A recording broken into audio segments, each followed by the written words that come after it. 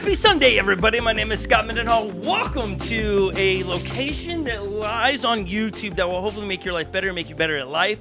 We're talking about good things today, things that will inspire you. If you're coming in a day of, like, it's just dreary for you, you're not pepping your step, may this be better than coffee today, where we talk about things, we're going to talk about difficult people. The question is, are you a difficult person? Obviously not. You're here. It's always somebody else is difficult. Speaking of difficult people, we got Lily right over here. How are we doing this morning, Lil? Very funny. I'm doing great. Thanks for asking. Are you thirsty? Because you got a lot of things to drink on your desk today. Man, I was wishing I would have brought extra coffee today because this is gone. Oh, no. So I go to water. Okay. So you're well hydrated today. That's good. No, not yet. I don't think this hydrates me. Coffee doesn't hydrate. Does it hydrate? And the caffeine, it's probably neutral. Dwayne, does it hydrate? Dwayne over there, who is not a difficult person, who's one of the easiest people you'll ever get along with. That's through our experience. You'd have to talk to his wife on if that's different than that. Dwayne, how we doing today down in the Mississippi? I'm good. Yeah, definitely would we're all difficult. Thank you, Dwayne. I don't think you're difficult at all. That's Dwayne. it. If that's what you came for today, you submit it. I think Dwayne is the least difficult of all of us. Well, yeah, if we're grading on some kind of scale, yeah, for sure. Mm-hmm. He's right above me in the least difficult. Right above me. Lily didn't catch that, but I know I'm kind of difficult. I know I am. So here's the deal. This will just help everyone, Dwayne, today. If everyone would just write in the chat today, I'm difficult. Just admit it right now. Just write in the chat, I am difficult. Get it off your chest so you don't have to defend that you're not, that you understand that you are the person we're talking about, because give the right scenario, right, Dwayne? We all tend to get difficult. We all do. And once we admit it, we can realize how to deal with it. Yeah. See, admitting is half the battle. Here's the deal. Some people, it takes a long time for them to become difficult. It's like when you do the Ragnar run, which is a race that you race from you race from St. Paul, the state capital of Minnesota, all the way to Duluth. It's 250 some miles, and we raced it, and people are going without sleep. All of a sudden, you're catching on. Ooh, you don't get enough sleep. You are not the most pleasant person ever to deal with. And so, some people, you wake up that way. Others, it takes not sleeping for 2 days to get difficult. Series of different things to test people's abilities. So, talking about it, how to deal with difficult people. It's a whole series, Dwayne, we're going to do.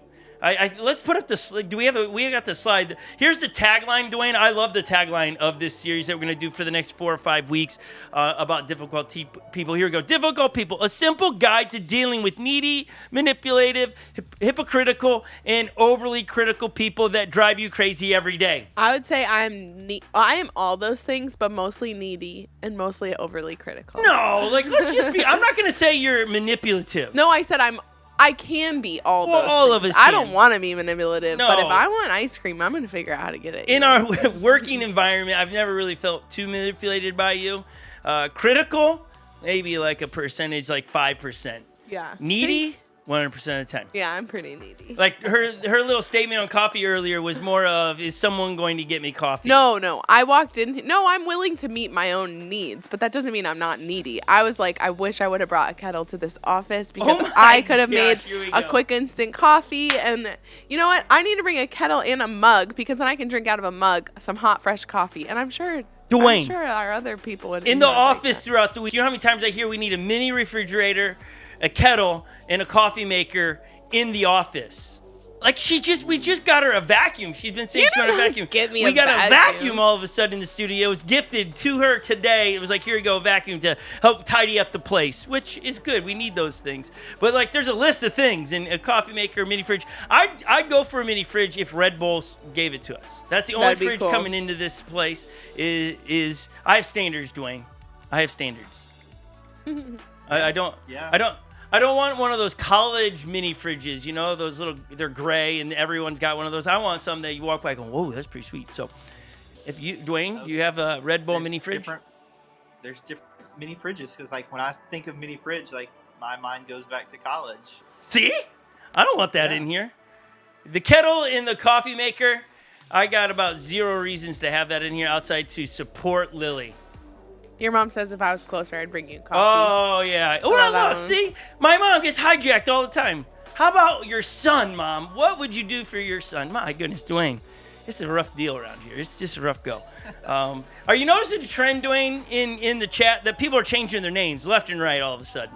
Like those people, yeah. formerly known as, and now all of a sudden they got new names sitting in here. It's like, oh, we got a new, Lily started it.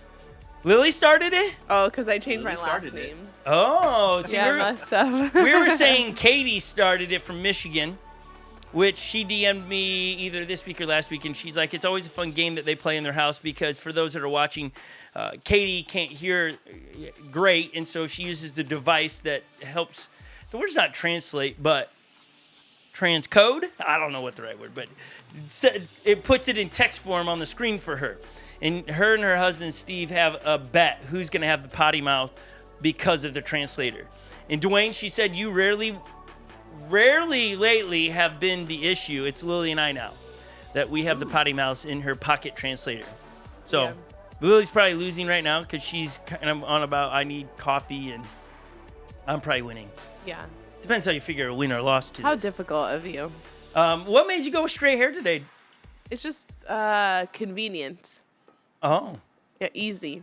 it is? Because that looks complicated. It's not. Easy, you just wake up and let your hair do whatever it's doing. Well, no, that would be a train wreck. Well, We don't want that. okay, all right.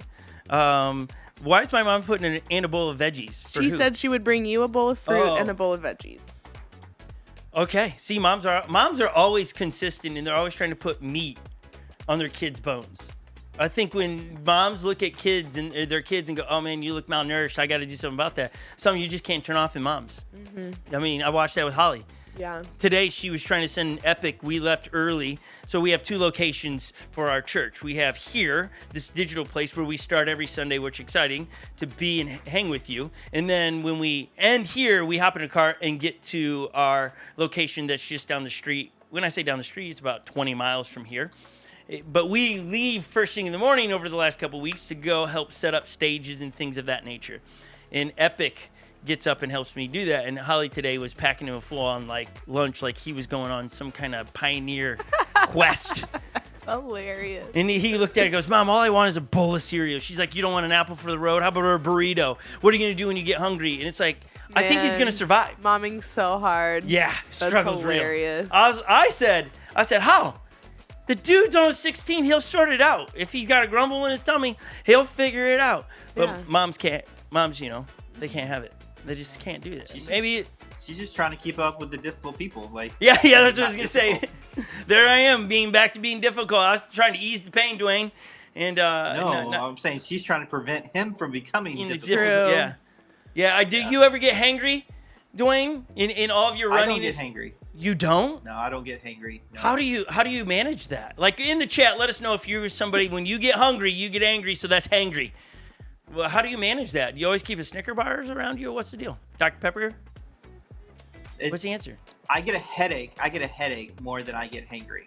And that doesn't translate into you being angry, disgruntled, difficult? Not typically. Oh. Typically. Wow. Now Elizabeth may have a different yeah, Elizabeth. Yeah, set I me want to straight. know Elizabeth. This seems hard to believe. This seems real hard to believe. Like all of a sudden we're starting to see Dwayne's other superhero power. This is amazing. Lil, do you get hangry? No, I always got enough snacks on me to make sure I don't get hangry. Cause I will. Yeah, she's a snacker. Like she rolls in snacking into the office and snacks. I probably have 4 snacks with me right now. Yeah, I mean we're grateful she doesn't do it on the camera. It is off the camera. Sometimes she gets caught smacking her lips. I would love to do it on camera. You would? I would just love to snack all the time. Oh man. I like snacking. Okay. I'd admit that, man, if I'm hungry and it's gone a wee bit, I get a little bit hangry. Things start to annoy me that don't typically annoy me. And it's like, how can I help with dinner? I've learned long enough in life, raised with a great family of 3 sisters and being married, that you don't come in and go, what's for dinner? You come in and go, how can I help with dinner?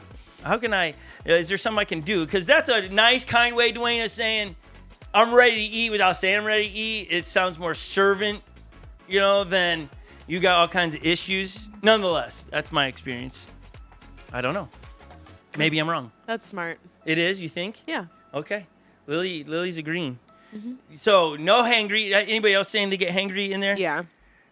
Why is Scott talking about penguins? You're not. I'm not. That's that device. Now you are. Now I am.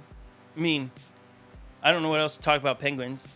Outside of most of them are cold. Yeah, I got nothing to say. Nothing. Okay, we're moving on from the penguins. All right. Elizabeth said, I haven't noticed, but he just hardly has any emotions at all. So Oh! Wow. Okay. if one of us is in a bad mood, usually it's me. Dwayne, you're emotionless? Is this true? I don't think this is true. I'm steady. Even keeled. I'm steady. Even Yeah. keel. That's a good thing to be. That is a good thing to be.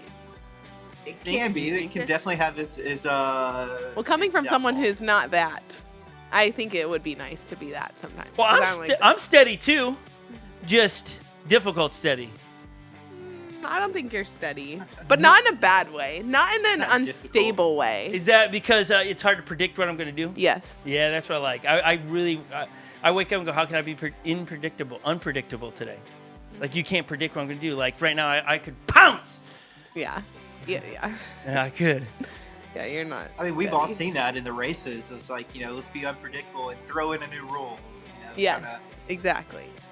No, there are, man, I get some bad credit here. I don't just, they're thought and calculated out.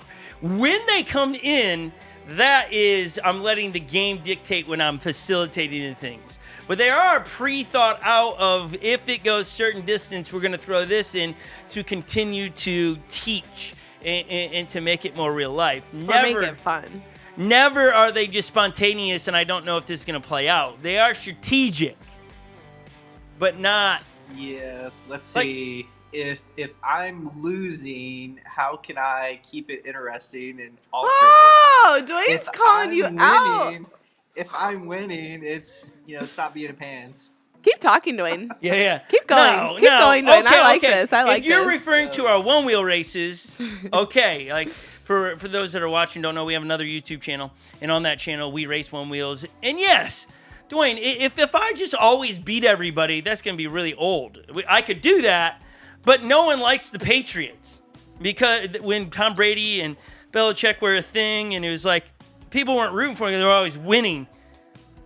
People will stop watching, so you gotta make it compelling. You gotta make it feel like, there's gotta be some tension in there. But if you want where I just beat her all the time, okay, that's the way it goes. From here on out, I'm not gonna do that, Lil. Jacob says, "Go, Dwayne." Oh, that was good, Dwayne. I liked that. Dwayne, I've got to keep the storyline going in these videos. You just keep doing what you're doing. Yeah, that's Lily right now, not on camera. Like, she's on a camera, but not on a camera. Okay. I hope everyone's doing great today. It's so fun to have everybody in the chat. Keep chatting away. The whole point of the chat, and even this up front, like somebody's going, are you going to get to the topic today? Yeah, but we do like spending time catching up with people, getting to hear how people are doing. Like, it's been a wee bit, at least I haven't seen MQT One Wheel in there for a while, so it's cool to see them popping in on Sunday. It's cool to see all the name changes in there. We're aware of the name changes because we are trying to create a community online where we're talking throughout the week. We're DMing each other, all these different things that are happening online, and then we come here with one solid thought that'll hopefully help us. And so today we're kicking off a brand new series, Difficult People. And so we're going to help you with, maybe it is your spouse, maybe it is a coworker, maybe it's a child. Well, how do you do that? And so today we're going to start in a big part of it, and then we're going to really get down into the little nitty-gritties over the next few weeks. So today, starting big, an overall principle when helping you deal with difficult people. And then we're going to get really down into different styles and different kinds or types, I don't know, best way to explain that, of difficult people. So we're going to do all those things, but we're really excited about the topic. I think it's very applicable for every one of us that are out there. And so what we're going to do is we want to be able to give you a quiz. But before we do that, to find out if you are a difficult person, we've got one of our favorite songs around here, Oceans. It's a song that's really a picture of a relationship with Jesus where It's, man, you get to this level with Jesus, and then Jesus comes along. All right, and I think he's going to do it today. You need to work on this. I'm going to call you an unknown, deeper into a relationship with me. And maybe you came in here with a lot of baggage, and during this song, leave it at the feet, going, okay, I'm not going to deal with this anymore. God, I'm leaving it at your feet. I'm going to trust you. There's a line in Oceans that get me to a spot where I have to trust you. And that's not word for word, but that's the idea, the picture you get, where there are no borders. Can you get there? Can you live like that? Are you living like that? Those are a few things to think about while you listen, sing, hum along to Oceans. We'll be right back with a difficult quiz.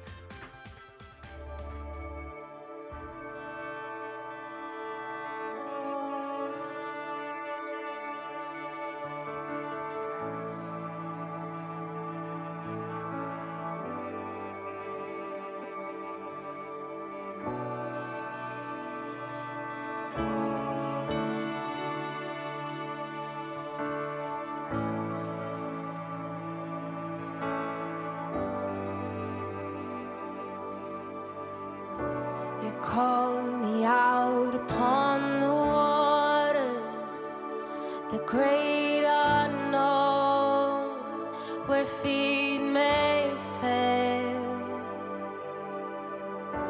And there I find you in the mystery, in oceans deep, my faith will stand. And I will call upon your name and keep my eyes above the waves.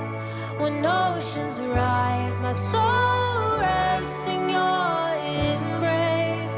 For I am yours, and you are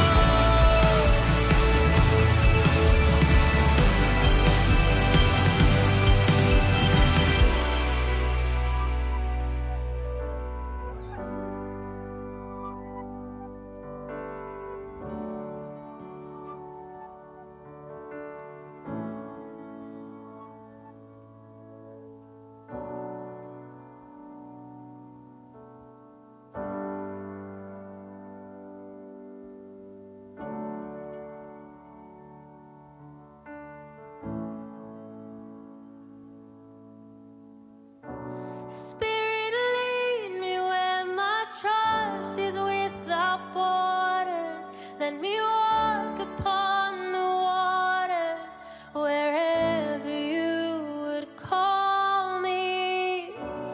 Take me deeper than my feet could ever wander, and my faith will be made stronger in the presence of my Savior.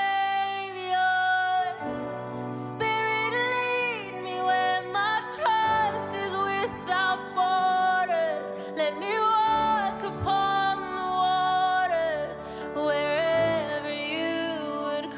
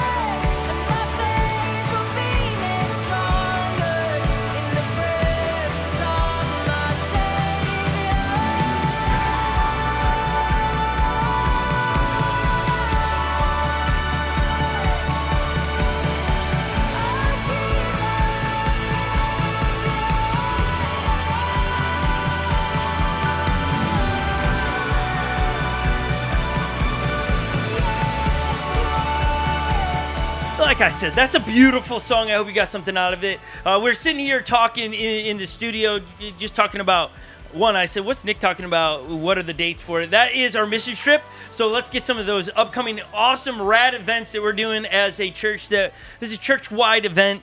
This is where you should make time to be. We have a big Arkansas missions trip, which is in May. We're really, really amped about. So check this out. It is May 13th through the 20th, 2024. The cost is $550. Now, if that is the cost if you were to come from Minnesota, if you're saying, hey, I'm flying from somewhere, New Hampshire, let's say, Florida, then give us an email and that price will change because you're getting yourself there. But right now, just understand the cost. It's so hard to know where people come from and what that is. But $550 is the cost from Minnesota. For you, it will be different. And so email Lily. It's lily.arnold or lily.wiener. We have not changed that yet at unlockchurch.com. And she will answer that. So don't miss that. Second, Nick, I think that you should come to our kids camp, though, and we would love you to come clown around with us. Come be a clown at this kid event. At least 300 kids will be at it. It's Unlock Summer Camp. Save the date. Seems not appropriate anymore. Just make the date happen. June 24th through the 28th, 2024. This camp is absolutely free for everyone. These are elementary ages like 4 years old to 12 or 13. It's so much fun. So, Nick, come clown around with us, man. For real. That's a serious invite. Let's talk about how that makes it happen. Did you know, Nick? I didn't know this. Somehow I've missed this in the years with Lily. She's afraid of clowns. Well, it's not that I'm afraid. I think they give me kind of scary. Well, wait, Dwayne, help me out. I said she's afraid of clowns, Nick. and then she says they're kind of scary. Doesn't that sound like she's afraid? It does. But I can 100% relate. What is wrong with the two? You guys are so difficult. Today. You guys are difficult people right here. I'm just saying. What in the world has a clown done to you, Dwayne, that makes you feel so scared or yeah, what is it? I think it's not just clowns. It's anybody. It's any costumes. You never know who's on the other side, who's actually in the suit. So you go to Disneyland a little bit. You go to Disneyland or World, and you got somebody dressed up in Mickey Mouse, and you're creeped out. Sometimes they're more friendly looking, though. Stay over there, Mickey. But a clown. By the way, Nick, we got your card the other day, by the way. A great card. Wonderful. It's hung up with everybody else's card. Thank you for a Christmas card in March. But, Lily. Yeah. You can see Nick's face, so it's not hidden. But all that makeup's kind of scary. Oh, my goodness. I think that's sometimes about women's makeup, but I'm not creeped out by it. I agree with that. I agree. This is something has Nick wrote in on this yet? Has he said? No, Megan just says we're great at clowning around, which I bet you are. Megan, you got to come. Seriously. You saw the dates. It's June 24th through the 28th. 300 plus kids. We would have you do something every day as clowns. We'll put you up. It'll be so much fun to do. Literally, it would be awesome to have you guys come do some things on the stage and then be out there all day and help Lily with her phobia. Yeah, that sounds great. Clowns on one wheels? Hello? At least one of these trips you need to make happen. We got to do it. Okay. I had no idea that Lily and Dwayne shared their fear or phobias of clowns. That's I know it's a thing. I just can't understand that. Or Mickey Mouse. I just can't relate. I got no issues with that. Now, I guess I should put a little bit of on. If I was at a carnival, because I think carnivals are a bit sketchy, then I might think second.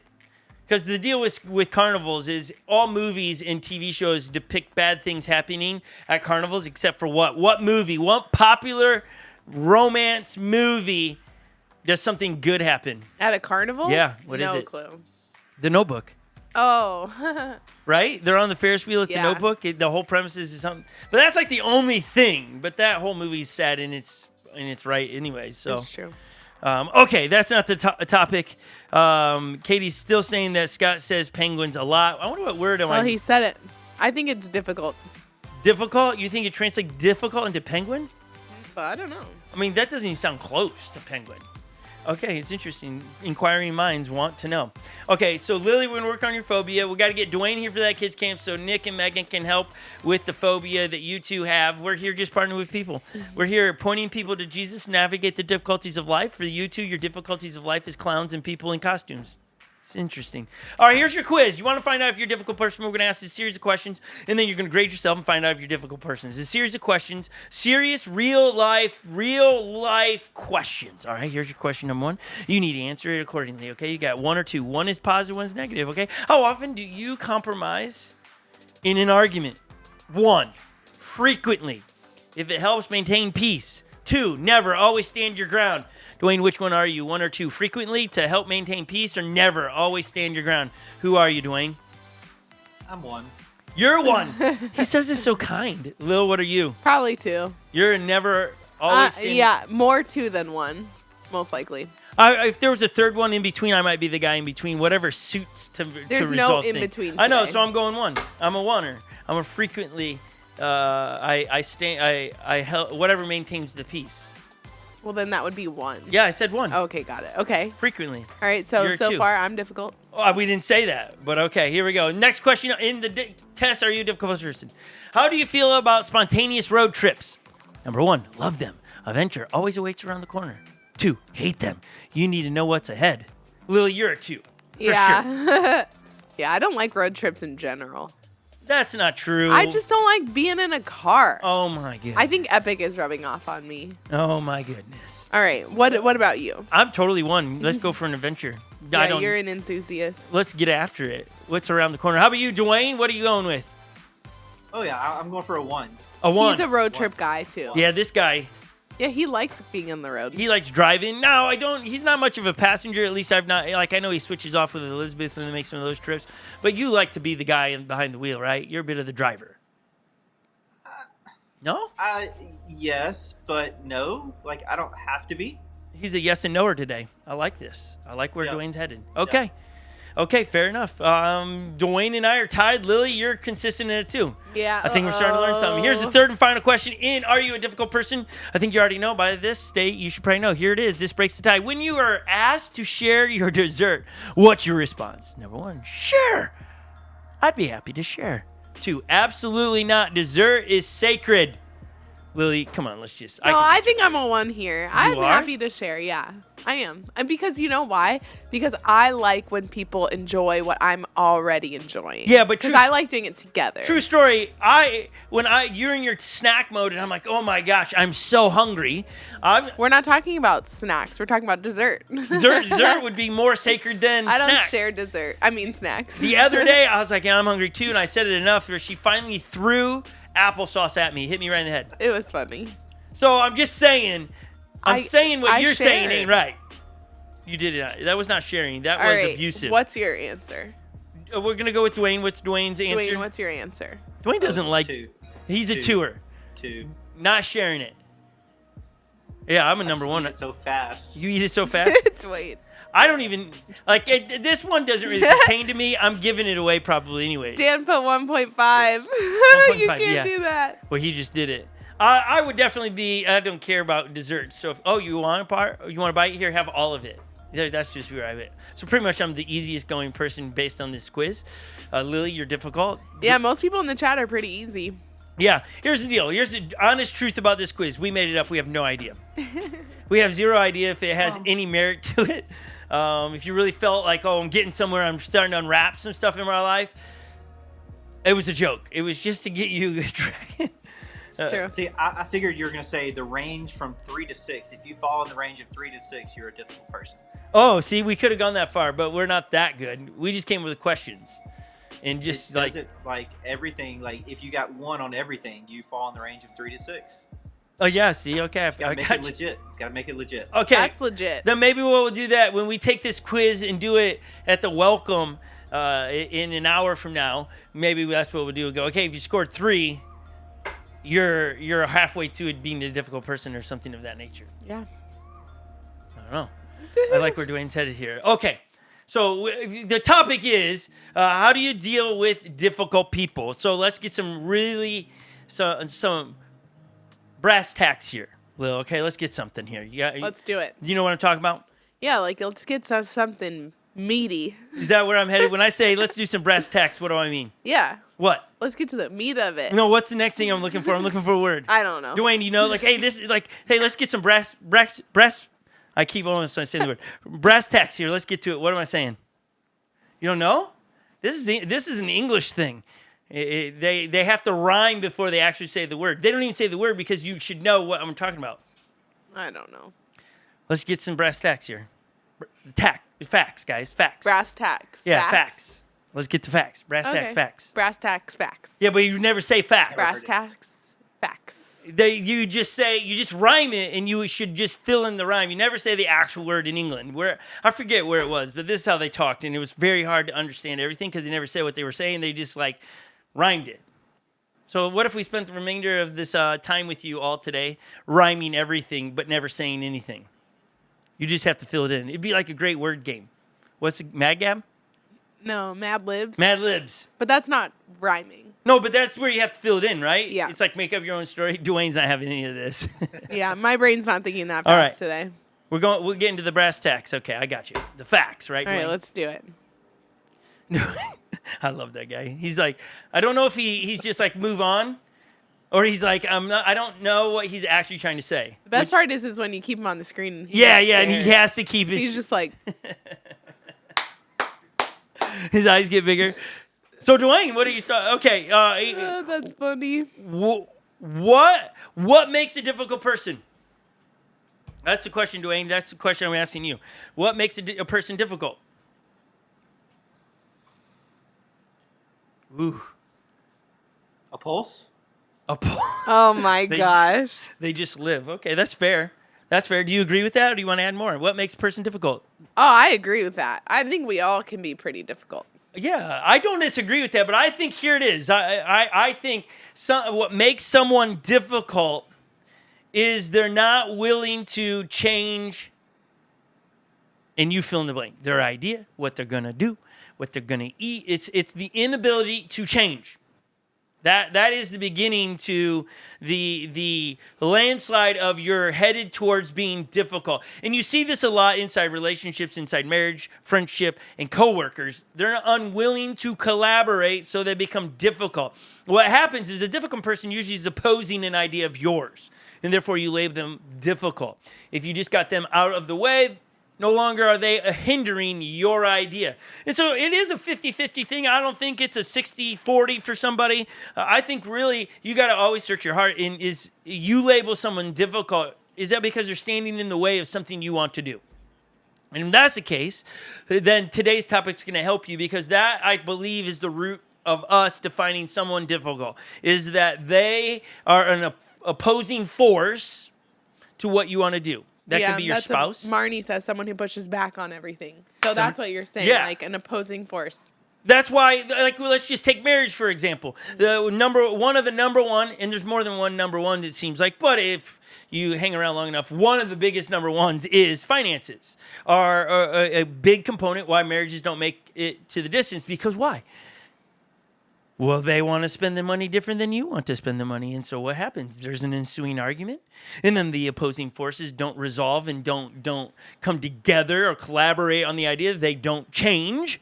So therefore, they're difficult. And instead of me submitting or me changing my way, they're difficult. Therefore, the way I'm going to go about this is actually go around them, which only adds to the erosion of the relationship. Difficult people. Jesus spends a great deal of time talking about difficult people. Now, he doesn't use the word difficult people. He just talks about how to handle different things. Now, we love to quote them to the people that are being difficult, but we never want to apply them. That's the beauty of this conversation, is that we're going to all know the coworker you're thinking about or the spouse you got in your mind, but it's so rare for us to apply. So today we're going to start a big concept and get down to the nitty gritty. I'm going to start with a question. And if you're a parent, please answer this in the chat. A parent of any ages, okay? If you're not a parent, then read along. But Dwayne, since you are one of the two that are a parent in the video side of this, let me ask you this question. What are your prayers like when you pray for your children? Just general. I'm not looking for specifics, but just give me some of the overarching things you pray for your children. Let's hear a few. I think the first is that their relationship with God, like that it deepens, it grows, that they are lights in their communities, that they're able to speak, these Jesus principles. They're able to to be salt. Yeah. That like their safety Okay. and who they're around, things they're doing. Well, So let me ask this, Dwayne. Why are you praying that? Is it because you're a good Christian father? What's the reason to pray for that? because I care for them. Okay, you care for them. Like on ranking of things you pray for, is that up there top 1, 2 thing that you constantly are praying for them? Yeah. Okay. The safety part. Yeah. Yeah. Right. So it would be safe to assume that parents pray for their children a lot of times based on their number one concerns for their children or the things that they are convinced are the most important. Safe to assume? Sure. Like, as I was preparing the thought today, it's like, yeah, when I pray for my kids, there are 3 things that are typical in my prayer almost anytime. If I'm out loud praying for them or I'm just praying for them, is God give them wisdom beyond their years and creativity like never before. That's the 2. And then that they would be a godly woman or man. Those are the 3 things I pray constantly. I figure those kind of are good balloons for me. But why? Because I value those 3 things. I want them to be men and women after God's own heart. That's my prayer for them. I raise them that way. But those are my important things. You typically, as a parent, pray for the things that you're convinced are the most important things in your child's life that you want in their life. Now, go to married people, and Lily has been married for almost 9 months now, right? Yeah. No, am I 9? wrong? Somewhere close. Yeah, she didn't even know, and I know more than her. 10. It's going to be 10 going on. months. Well, 10 months to April 30th. yeah, we're closer the other direction. Yeah.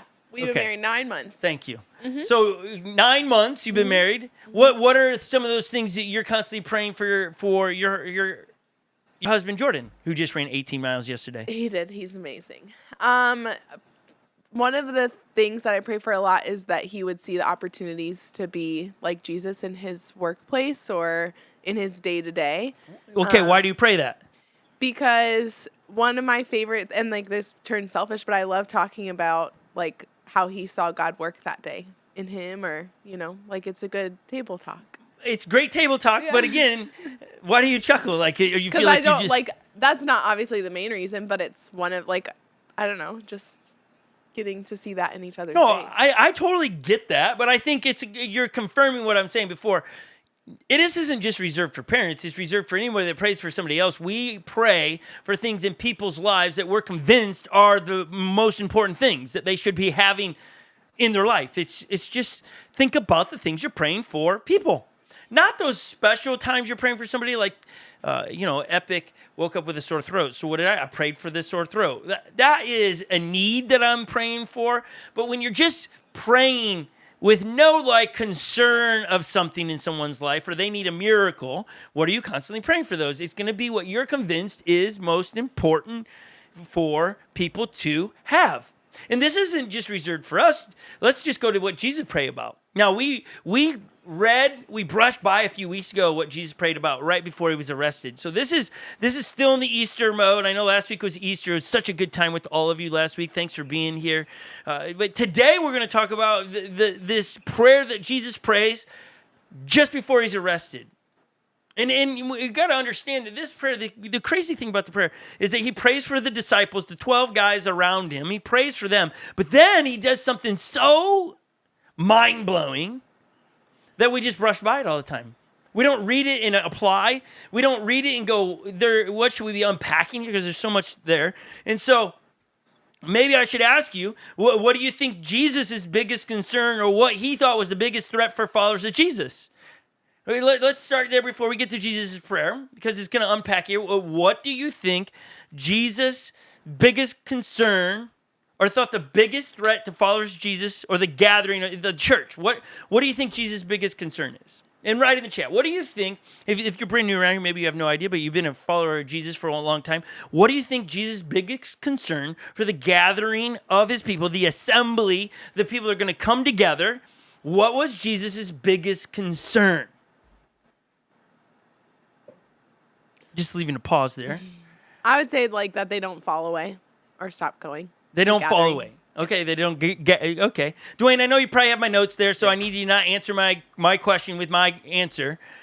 Before reading my notes, what would you say would be, maybe you would have thought Jesus' number one concern for his church, his assembly, his gathering of people? What do you think one of his big concerns would be?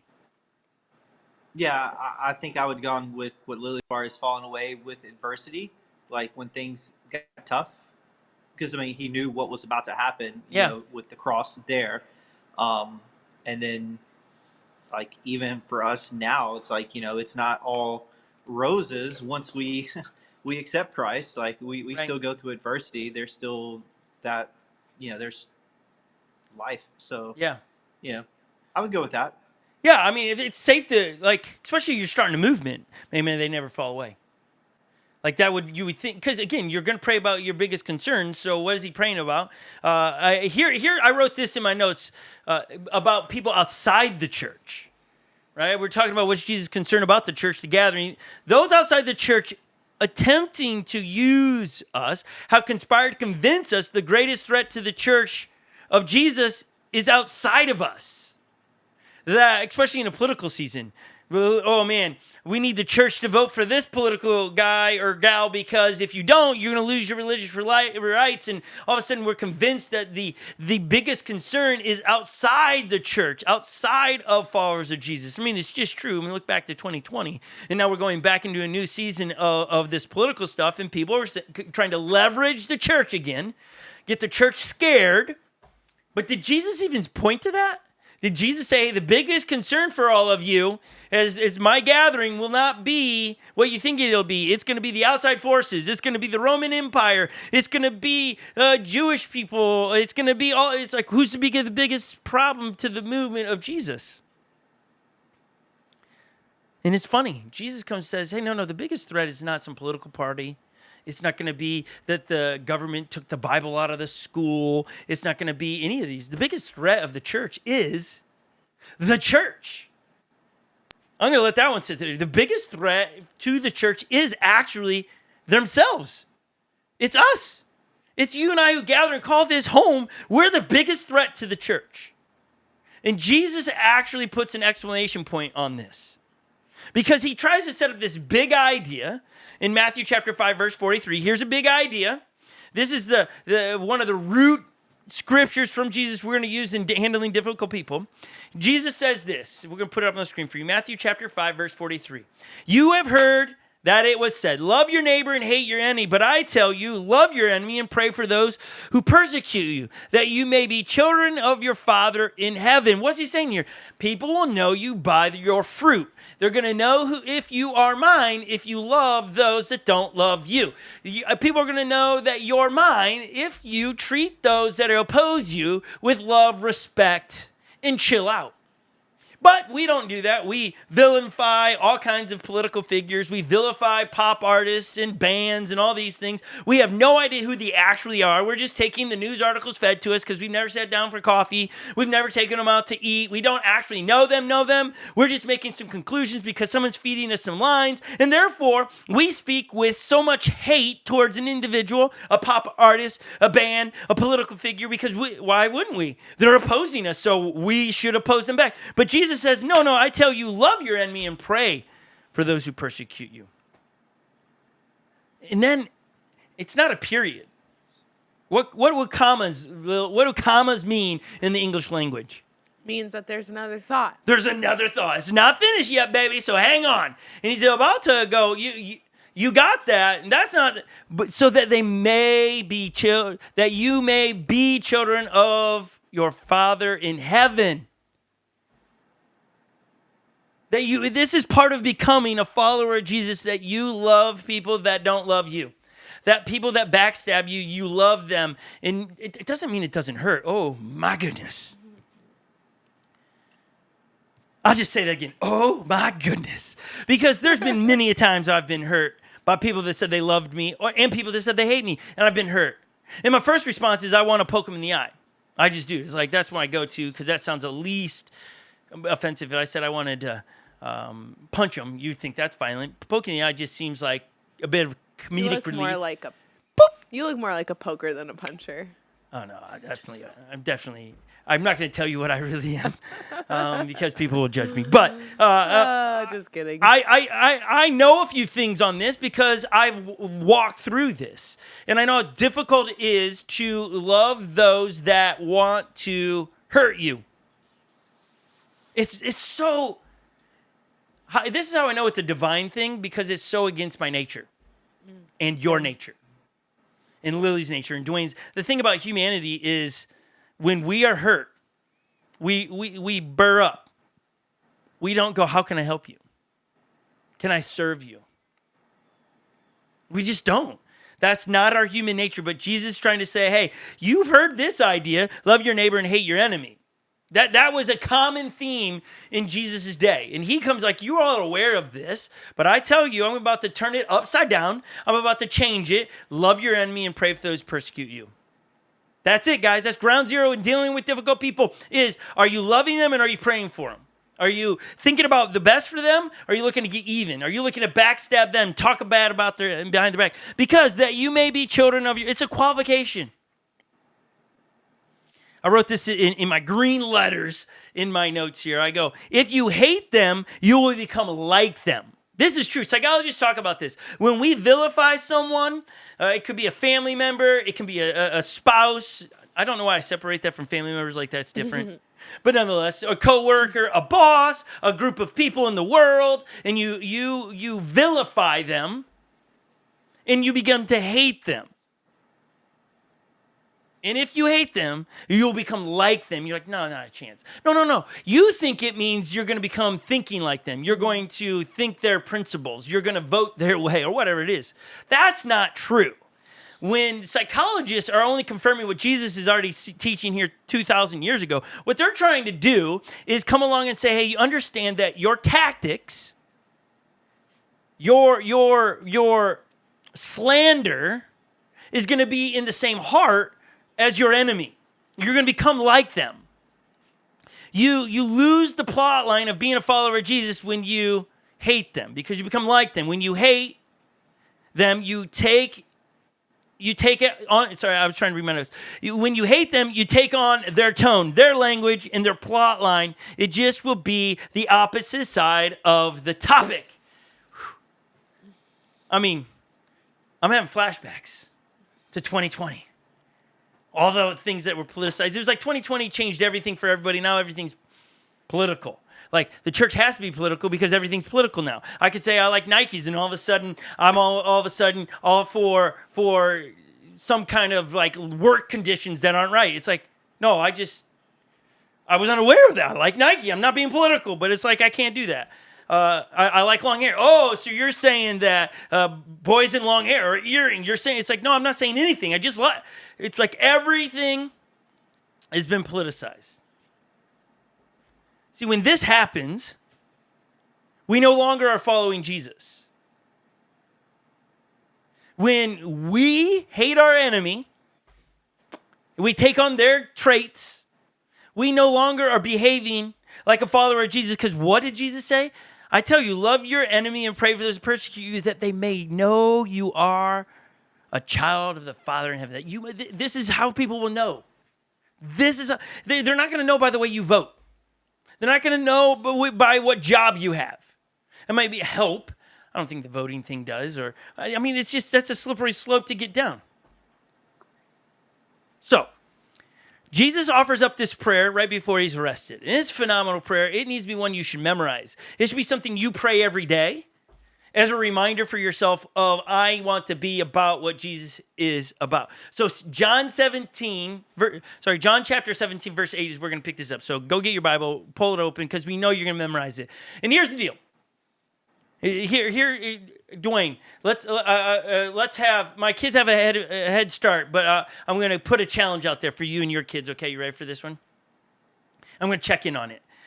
I was reading from some theologian the other day. I never remember the names because it's so difficult to say in the beginning. But theologians are big studiers of the Bible. And a lot of theologians says the most important chapter of the Bible, do you have any idea what they would say? Do you know what the most important chapter of the entire Bible is? This is what theologians are saying. No idea.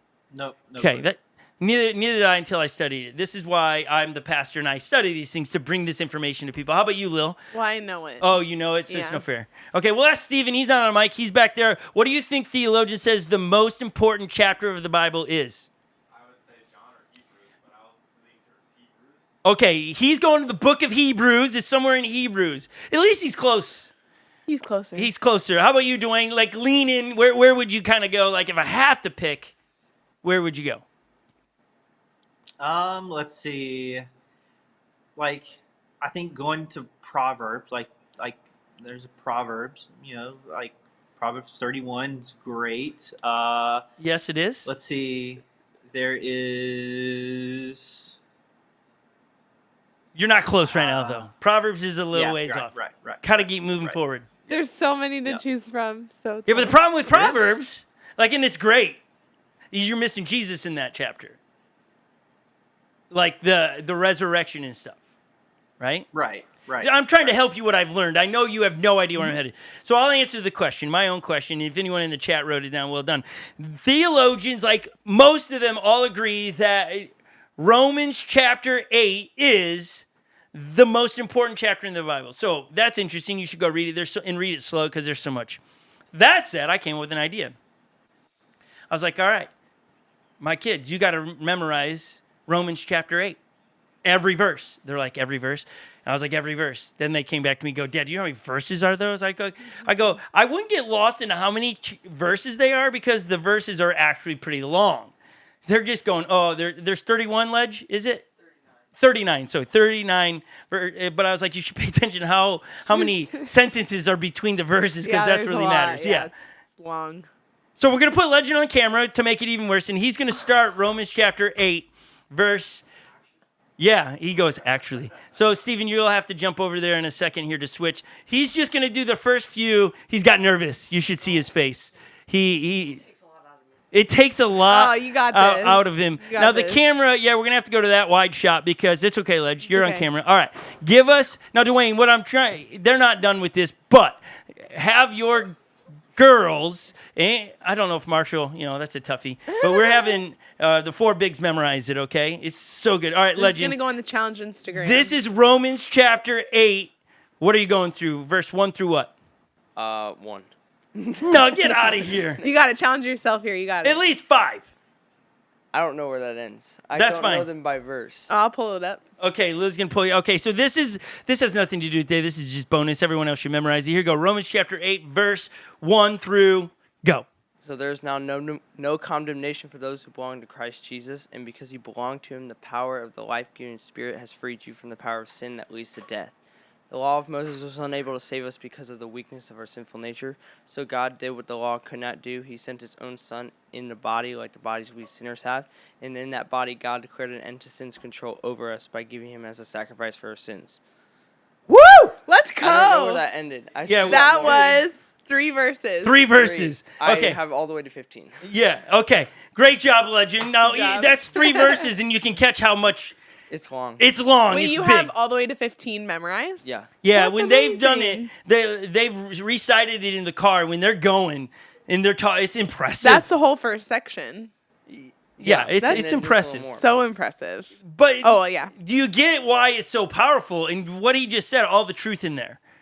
And so, Dwayne, challenge from Minnesota to your family. See if your girls will hop in on the challenge, if you will. Oh, man. Okay. We should do it as well. It's so good. The whole chapter is phenomenal. Like, I've been reading it and dissecting it. And so I don't know where I was headed with that. That's just there. Well, for- we were going to the prayer. Oh yeah, we're going to the prayer because it's so valuable to know what Jesus is praying for. And it's because I said we should memorize the prayer because it gives you Yes. it gives you the understanding of what is important to Jesus. The reason that we're memorizing chapter 8 of Romans is because it sums up the entire. It's like one chapter that, in all kinds of words and big theological words in there, sums up the entire purpose of what God was trying to do. That's the beauty of chapter 8. And I'm not saying that's all you need either. Don't somebody run with something. It's just a cool chapter. Read it. you're going to get lost in it because it's phenomenal. So here we go. John chapter 17, verse 8. We're all going to memorize this as adults, right? Here's Jesus' words. For I gave them the words you gave me, and they accepted them. They know with certainty that I came from you, and they believed that you sent me. I pray for them. So he's setting up this conversation. He's talking to his heavenly Father. This is what prayer should sound like, right? It sounds like we're jumping in the middle of the conversation because we are, but this is prayer. For I, Jesus talking about himself, gave these words you gave me. So I downloaded information to me, then I gave it to them, and they accepted it. They believed in me.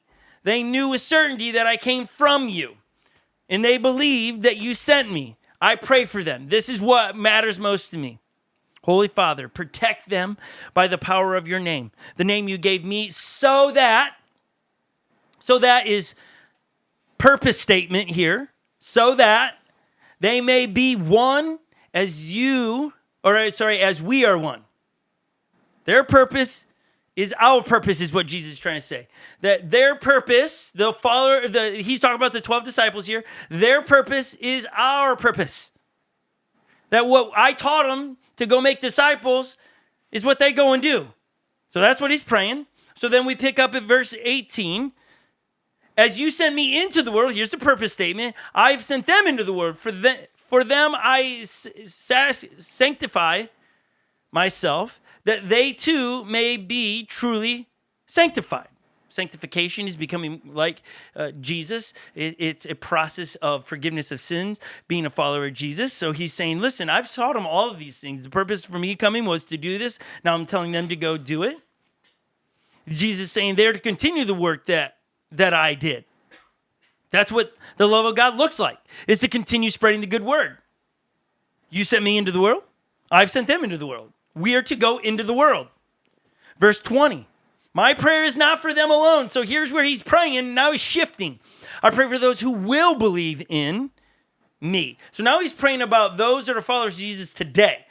The church, the gathering, the assembly. He's praying, those who will. So now you and I are in this. Who will believe in me through their message. Whose message? The 12 disciples, actually 11. That all of them may be one. Father, just as you are in me and I am in you. Did you catch the aha moment here? What is his concern? Is that we would not be unified. His prayer for you and me, the future church, the future gathering, the future disciples of Jesus, was that we would be one. And then he goes in the example, Father, just as you and I are one. Just as you are in me and I am in you. We're one. We're unified. One purpose. So then the church needs to get on purpose. We need to get on to what is the thing. And then be together on the thing. What's the main thing? Obviously, Jesus is the main thing. But then what it is, going into the world. I've sent them into the world. How are they going to know that we are different? Well, didn't we just read that a moment ago? By loving your enemy, those that hurt you, persecute you, spit on you, curse you. Loving them is how people will know that you're a part of this group he's praying for. Now, if you're around the water cooler, trash talking somebody else. That's what everyone does. That's easy. That's human nature. Great job. You did it comes instinctual to you. Great, good job. Wonderful. You know what's impressive about dogs? Or any pet that's really been trained, when they do things that are against their nature. I love showing, like my dogs don't, like when I train dogs, I have no dog tricks. I'm not a guy that wants my dog to shake I'm like, what good? Like if you do this, cool, I'm not knocking you. It's like, you got to do you. Dwayne, you got a dog. You train your dog to shake paws or whatever it is. Have you done that? No, okay, so No. maybe you're with me. Does your dogs do any tricks like spin around, hop on 2 feet? The kids love to try to teach them to do that. They'll take some food and try to teach them to do that. Spin around and things. Right, okay. Mm-hmm. I don't enjoy those things because it's like I get zero pleasure out of that. That actually doesn't help me with my dog. Like, great. My dog eats my shoe, but I can get him to dance. Like, look at it. So I want my dog to I want to break the nature of my dog. And so I like those things. I like that when I say yard, my dog knows that he doesn't run out of the yard. We have no invisible fence around the property. Not saying the dog won't run out of it, but he knows where the tree line is. Doesn't run outside that. Now, the necessary things to train that dog to do that, most people aren't willing to do. I'm willing to do it. I love when people come over and it's time to feed my dog. I go, you want to see what discipline is. You want to see going against your nature. I will tell my dog to sit, and then I'll bring the food and put it right at their feet. And I just say, I don't say anything else again. I said sit once. I don't need to repeat the command because that's all I said. Until I say the next command, my dog's supposed to do that command. Just sit. And the great thing is Wookie will start drooling out his face like it's like shoelaces of it. It's like, it is pretty funny at times. And he's looking at his food, looking at me. Looking at his food, looking at me. Like, is it time?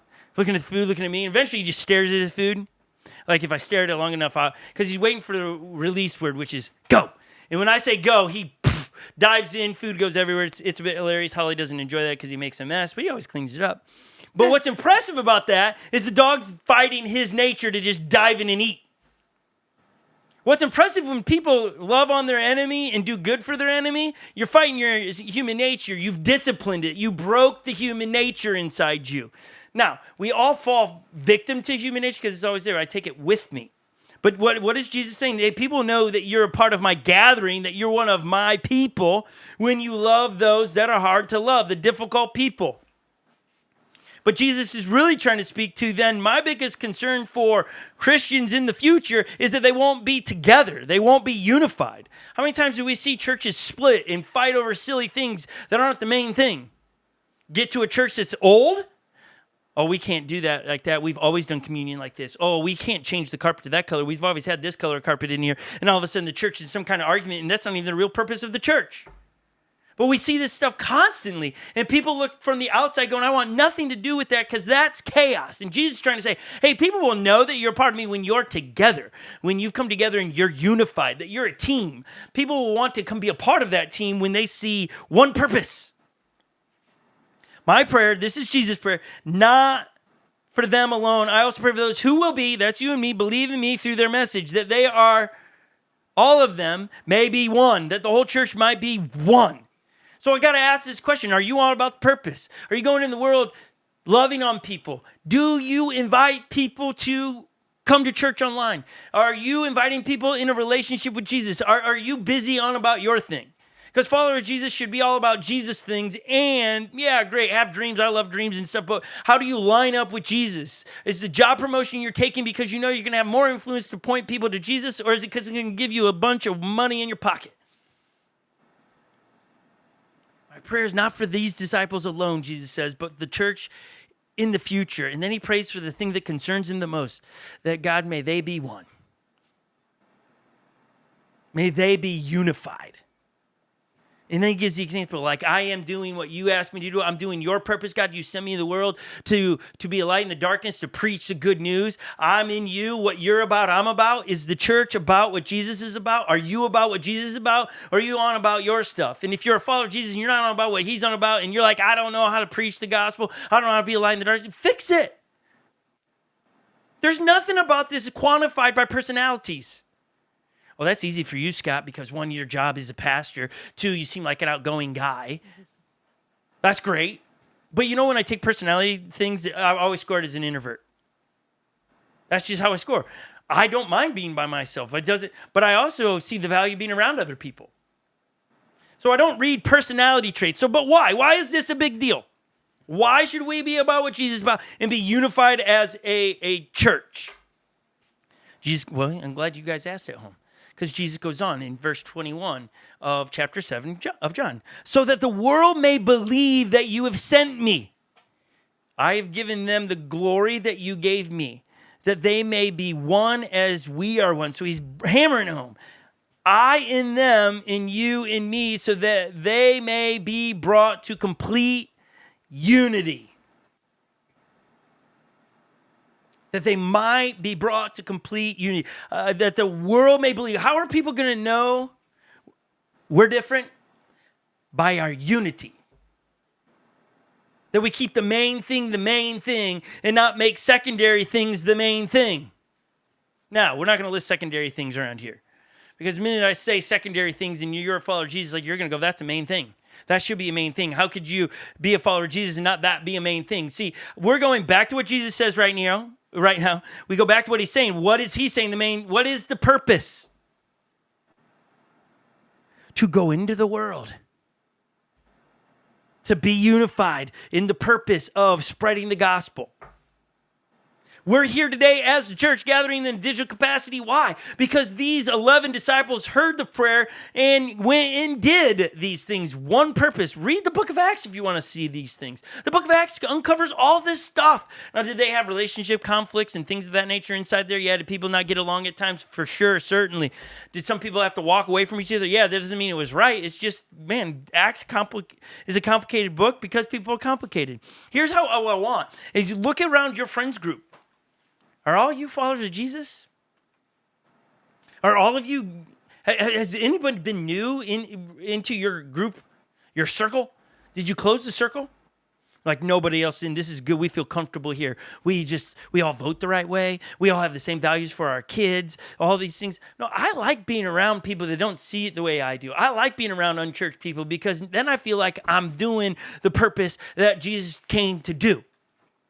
If I look around and it's just a bunch of Christians around me, then I feel like I'm really doing nothing. What good is a bunch of lights around each other? You know what? I'm shining brighter than you. I'm brighter than you. You know what? No one really cares how bright a light is when it's darkness around you. They're just grateful that there's light.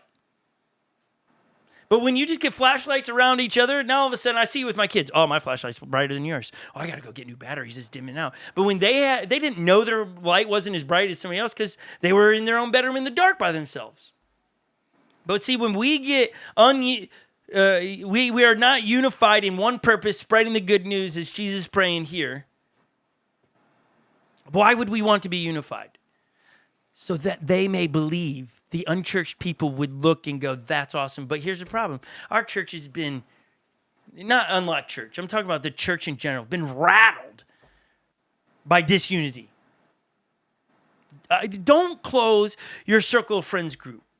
Maybe you're part of a small group. When's the last time somebody new came that wasn't a follower of Jesus? Let new people in, or better and better, invite them in. Jesus continues.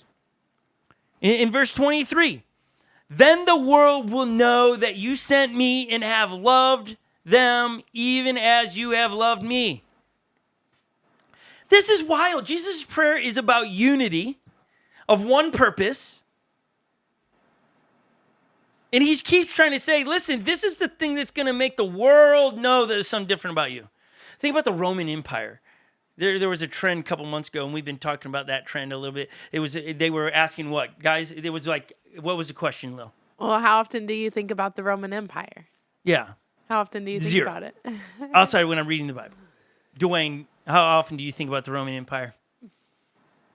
Zero, okay. It was just a weird fad. It was funny because there would be guys like you, but then there would be guys that would be like, every day. Yeah. Like, and just go on. And it's not somebody always goes, oh, does this mean something else? No, it was genuinely the Roman Empire. Funny. It was centurions and all this kind of stuff, okay? So you got this Roman Empire of Jesus' day, and they were taking over the world. They were everywhere. I mean, just look up a map of the Roman Empire before it fell. It was everywhere. So their hands and feet are everywhere into every political season. And at the time of Jesus, the Roman Empire is who was responsible for crucifying Jesus. Yes, the Jewish leaders, the Pharisees and Sadducees brought Jesus to the Roman Empire, but they're the ones that ultimately executed the death of Jesus.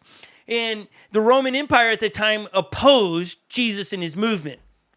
They didn't want anything to do with him.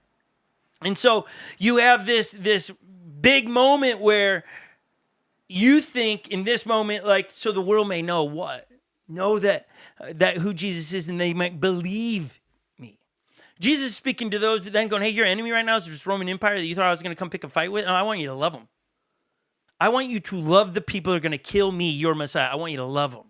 And that's the way you win the empire. 300 years later, less than 300 years later, there was a decree sent out by the Roman Empire that the religion, no more pagan idols, no more this or that, it will be Christianity. It will be that Jesus died on the cross and rose again. Not because the church of the early church picked up swords and were great at fighting. It wasn't because they were wordsmiths and they said, I oppose you. It wasn't that they boycotted and they did all these other things that we've tried over generations to make a movement. I oppose you. I want you to know how bad you are, so I want people to not subscribe to your thing anymore, or whatever it is. It was because they loved their enemy. They gave homes to the Romans when everyone else was like, nah, you can't, right? They did it different. The Roman Empire, 300 years later, becomes a Christian nation. What's the biggest threat to followers of Jesus in the church? Is division. Division over secondary issues that distract us from the primary issue. What is the primary issue? I'm going to answer my own question because of time. This is what Jesus said. So that, purpose statement again, the world may believe that you have sent me. What's the purpose? What's our purpose? What's our primary issue? That the world believes in Jesus, not believes in your cause. That's secondary. It starts with Jesus. We say here at Unlock Church, pointing people to Jesus to navigate the challenges of life. Not, this is how we think you should handle your marriage. This is how we think you should. Now that comes after we've introduced Jesus into their life because we think Jesus can change their life forever. It can change your marriage. It can change how you treat the enemy. It changes all kinds of things. Jesus is the change agent, not me, not Lily, not Dwayne, not you. It's Jesus. It doesn't matter the political side you're on. That doesn't change anything. Doesn't matter how good you are wordsmithing on Facebook. That's not going to change jack squat. It's Jesus. So why wouldn't we introduce Jesus more? Because we're embarrassed of our disunity. What happens when people believe in Jesus, right? What happens? Well, they become a follower of Jesus. They get on doing the main thing, talking about Jesus. And we make the world a better place. And we make our own lives better. And we make ourselves better at life. Jesus. When was the last time you introduced your enemy to Jesus? When was the last time you talked about Jesus in any concept? So here's as we land this thing, 3 decisions for you to think about. And this first one is very applicable to the United States. And when I say this, I need to just make sure you understand I love the United States. I have the flag tattooed to me in several locations. I like the stars and stripes. God bless America. Yeah, but I am not loyal to the United States over Jesus. So our first one is pledge loyalty to the king over country. The king is Jesus. Pledge loyalty to the king over a country or over a political party or political candidate or agenda or whatever the secondary topic is for you. Number 2, don't allow secondary issues to become your primary issue. Don't divide the church over secondary issues or friendships. Don't end a friendship because you don't think the way that, or the way they're handling their children or the way they're handling their spouse. That's it. I can't be around you. What? That's disunity. That's dysfunctional. That's gross. That's what the enemy wants, is us to not get along and go, well, you aren't raising your kids in the way so I don't want that bad to rub off on me. I get that. Okay, there's boundaries and all those things. But to sever a relationship is division. Don't allow a secondary issue to become a primary issue. This one's very hard because we get duped all the time. What's the primary issue? That the world may know, that the world may believe that you have sent me. That's Jesus' words. Jesus says in John 13, so we're going to go backwards in the book of John 30, verse 34. A new command I give you. Love one another as I have loved you. So you must love one another. By this, everyone will know that you are my disciples if you love one another. Here's the deal. You can have the best bumper sticker, cutest t-shirt, scriptures on your walls. But if you go to work and you are hating someone, you're speaking negatively about someone, or a pop star that you don't even know, they're going to go, well, what's the difference in you? You don't even love those people. I try to teach this all the time. My boys, they're big into football, and they'll get on about, I don't like this quarterback. I was like, have you ever met that quarterback? Why don't you like that quarterback? Oh, they seem like a poor sport. Okay, they can be a poor sport. That doesn't mean you can't like them. You can't speak down on them. You've got to be able to communicate what you're trying to say about their gameplay without beating them up, even though you don't know them. Don't disqualify an opportunity to sit at a table with them and be able to share Jesus or a pop star or anybody. Like, speak in a manner of like, no, I'm going to love everyone. But when we get on bandwagons and we leverage Jesus principles to talk about this person's a villain, guess what? It doesn't come across loving, and therefore we've lost the opportunity to potentially ever have a chance to speak Jesus into their life, and we look like dysfunctional people. By this, everyone will know you're my disciples if you love everyone. Now, I'm not into, like, as soon as I say this, I think people always go, oh yeah, this guy, all grace, no discipline. No, that's not what I'm trying to say. There's definitely a time for all those things. I'm just talking about the people that are difficult in your life you should love. We're starting here. Those that are difficult, you need to find a way to love them. Our love for each other, despite our difference, is evidence of the reality of our faith. Let me read that one more time. Our love for each other, despite our differences, is evidence of the reality of our faith. Somebody needs to be hearing this today. If we always agree or get along, that's easy. Everyone does that. They're in your corner. Wonderful. And we justify things. Well, I'm not really talking bad about I'm a truth teller. So I'm not really talking bad about them, but I'm building a camp for my advantage. Right? Are you chuckling at what I'm saying or somebody else? It just sounds ridiculous. But we do it. I know. If you're negative, you're trying to build a camp. Yeah. See, the goal is not that we all agree, but that we stand shoulder to shoulder, submitted to the King Jesus. That's good. Lily and I don't agree on everything. We have topics where she'll come in and I go, no, I don't see it like that. I'm quite older than Lily, so I'm going to see things different from my experience. But Lily and I are shoulder to shoulder. Dwayne and I don't agree on everything. Like, he likes Dr. Pepper, I don't. He loves to eat McDonald's, I don't. But I don't go, Dwayne, you and I can't get along anymore because you're this runner guy, but you're not. You're still eating McDonald's. So, like, peace out, man. I'm real frustrated, right, Dwayne? We don't do that. We have things we don't agree on. We're both Viking fans, and I want a different player drafted, and he wants this. He's fine with the current quarterback. I'm like, I'm not. But him and I are shoulder to shoulders when it comes to Jesus. Right next to each other. I'd step in front of an arrow coming at Dwayne or Lily. Well, I think that's kind of the point of, like, when you think of the military and going into battle, these people are standing shoulder to shoulder for one cause. And they're there to fight. And I think that we need to, as believers, we need to look at it in that respect of, like, I can stand shoulder to shoulder next to literally anyone and be on the same mission and not agree with certain things they do at home. But I'm on mission for other people. Yeah. So if we were to all look at it like that. Right. That when we get shoulder to shoulders, we're working towards spreading the gospel. Right. We want Jesus more famous and more known than us.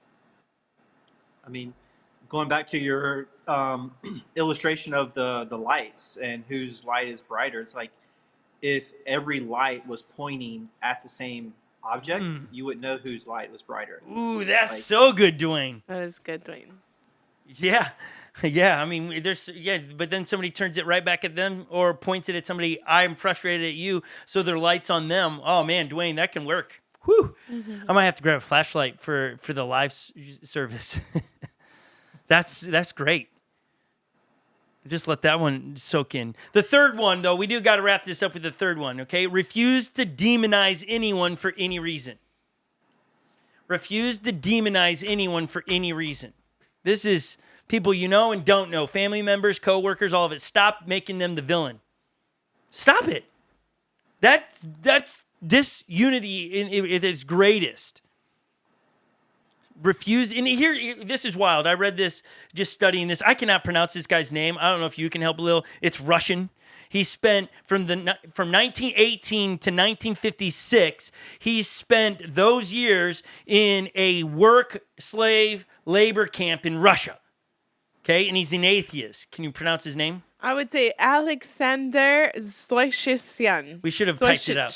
This is a quote from him. He's a big-time atheist before he went into these camps. And he went in the camp because he was just talking poor about the government. That was it. He wasn't a follower of Jesus, so he wasn't teaching anything like that. He's just like, the Russian government is doomed. And so they put him in these work camps. And this is what he writes. It's wild. He becomes a follower of Jesus in these work camps because he saw the worst of humanity.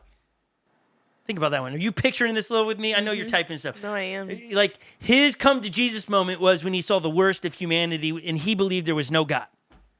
Here's what he writes.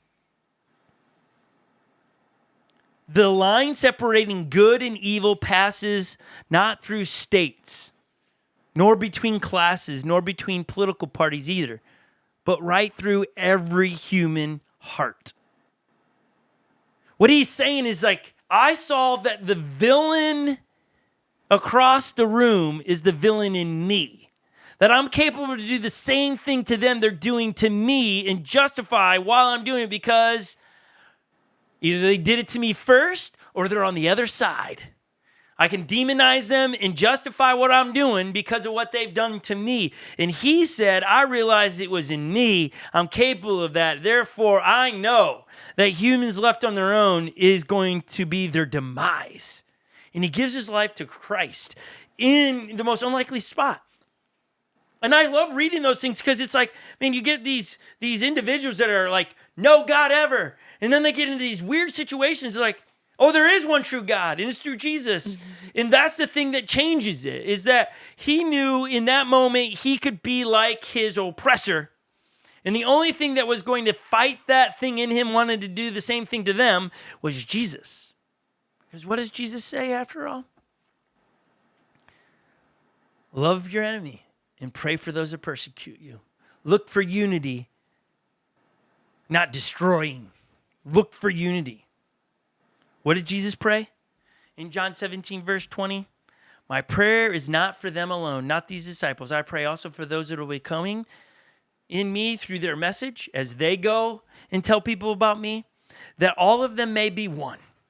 Father, just as you are in me and I am in you, may they also be in us so that the world may believe that you have sent me. Why would we fight for unity? Why would we fight to love those that hurt us?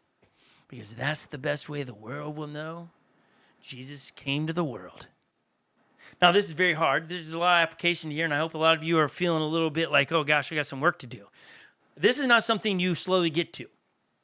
This is stuff you start putting bracelets on yourself with this scripture. You put them in your car. You put them in your bedroom. You put them on the mirror when you're brushing your teeth. You're reminded, no. Unity. First and foremost with my family, but with Christians, I'm going to be unified. What's the main thing? I'm not going to make secondary things the main thing. And here's the reason we're not listing secondary things.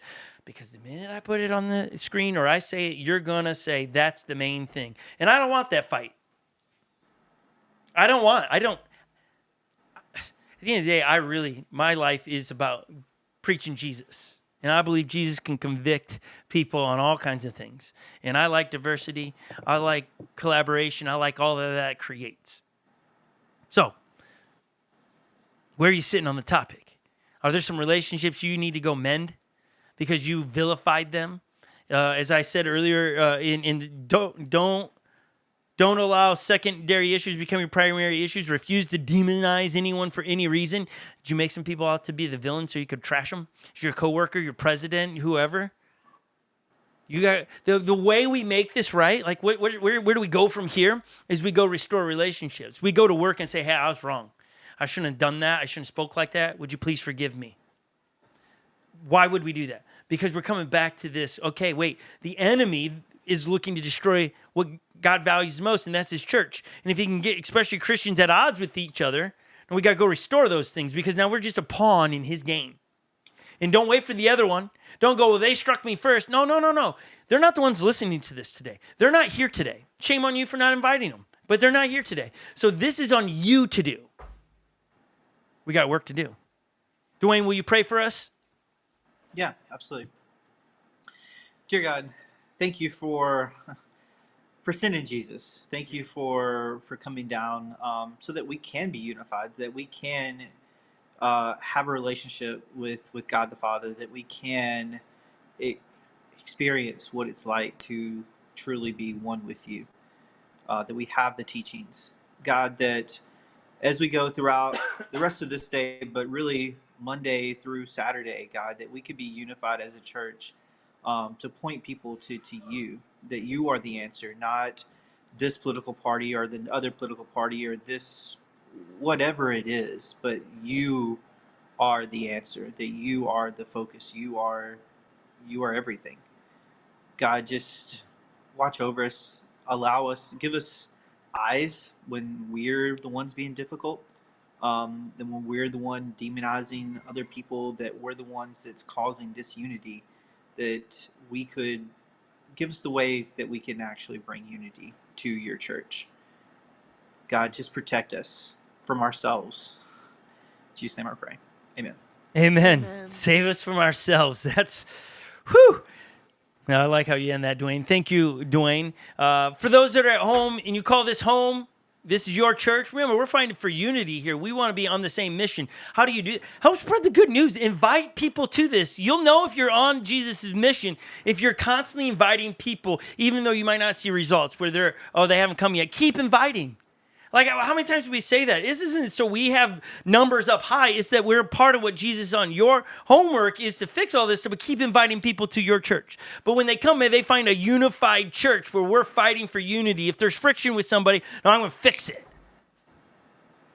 And so if you call this home or you're popping in, you're like, I love this message, and you want to give resources, your money to Unlock Church, it helps us. It helps us with technology. It helps us to be able to spread Jesus' kingdom throughout the world. You can give by texting, or you can go to unlockchurch.com/give. But it's easy if you have a smartphone. You text the number 77977, the word unlock.